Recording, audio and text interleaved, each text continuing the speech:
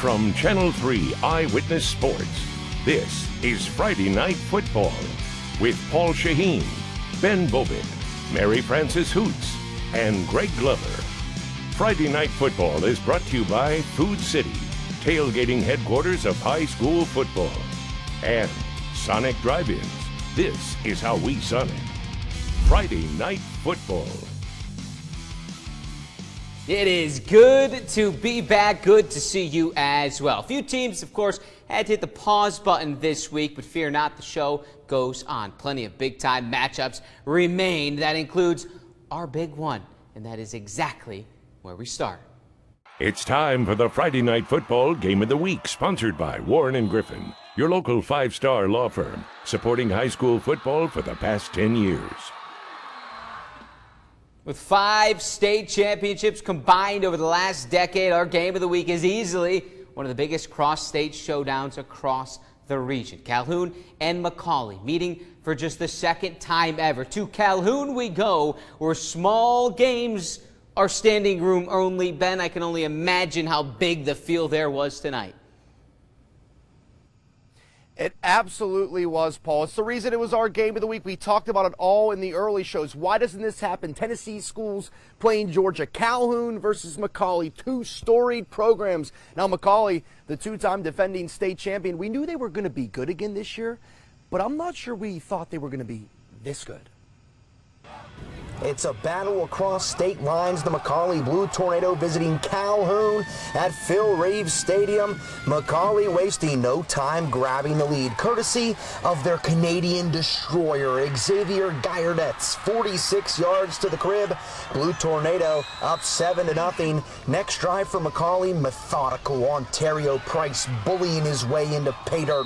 McCallie quickly up 14-0. The Blue Tornado defense just all up in Calhoun's grill as they were only able to muster 64 yards of offense in the first half. Another riddle to Guyardet's TD and a field goal helped McCallie take a 24-0 lead into halftime.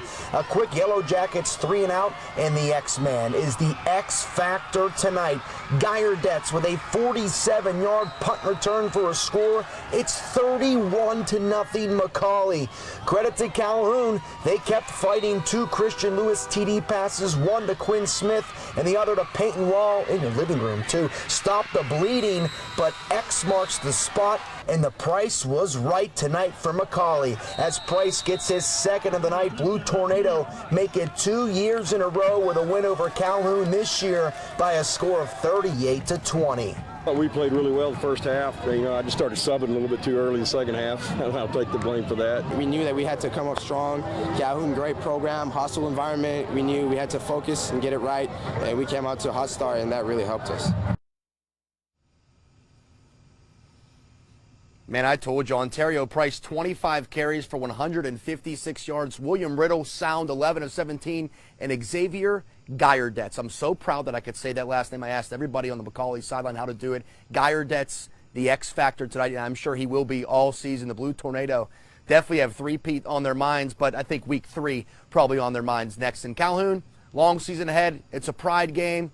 We'll see what they could do the rest of the season. We'll see what you could do, Paul Sheen, on the rest of the show. Why don't you take it away with the rest of the highlights? Enough of me already. Thank you, Ben. Well, here's what I can do. Guyardets. I got it, and I appreciate the assist on that. Thank you, Ben. If Boyd Buchanan is back and week 1 is any indication, then the rest of the D2 AA classification better be warned. They held 1A powerhouse Greenback to just 11 offensive yards. Tonight, another tall task. 2-time reigning state champion Davidson Academy at David L. Boyd Field. Bucks down 7-0 in the red zone. Man in motion, it's Malachi Powell, wide open from Houston Hicks. All tied up 7-7. Davidson goes up 20-7. Second quarter, Boyd now trying to rally. Hicks on the money. Caden Johnson toeing the line. Another look there. Needed 1 foot, got them both in. 20-14. Then third quarter, that's odd. One set of lights go out. Then the whole lights go out. The whole stadium out of lights. Lights out of Boyd Buchanan. The crowd had some fun, but listen, it's almost as if it slowed the Bucks' momentum. All Bears after that. Boyd falls 55-35. Let's get into North Georgia now.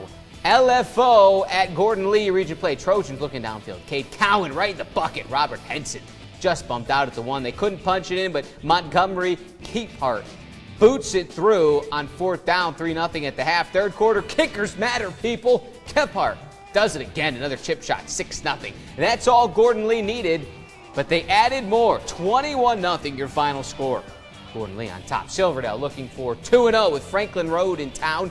Seahawks up 20-7, but the Panthers break free. Big one from Jeffrey Vercher. Silverdale lead cut to 6. Worth noting here, cramps, big issue in this game. Stretch it out, get the pickle juice. All right, back to the action. Seahawks moving it again. Brett Rogers on the run. Great pass, great catch, Turner Junkins. Same drive, late third, Rogers will pull it and take off himself. Pick the block up from Junkins.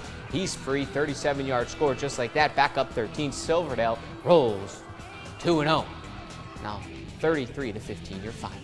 Let's hit the scoreboard for the first time tonight. Cleveland wins at McMinn County, setting up a big one against Bradley next week. Copper Basin postponed. Late note on that one. East Hamilton wins at Portland 42-34. East Ridge goes down at Stone Memorial. Lookout Valley 60-7 to Community. Marion County, the Warriors gaining steam, a 21-0 win. McMinn Central 2-point loss to Tellico Plains. Polk County blanks Sequoia 29-0. Here's your pick for the Friday Night Football Play of the Week. First time ever, a tie in the voting. 2 winners. Noah Gravel from Baylor.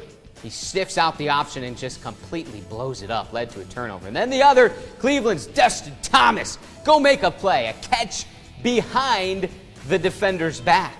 You got mossed, one could say. All right, we're just getting this train rolling. Still to come, county rivals Bradley and Walker Valley with Mary Frances Hoots. Signal hosting Soddy Daisy, more in Georgia. Baylor trying to go 2-0, plus more highlights. And as always, fans, bands, and cheerleaders when FNF returns.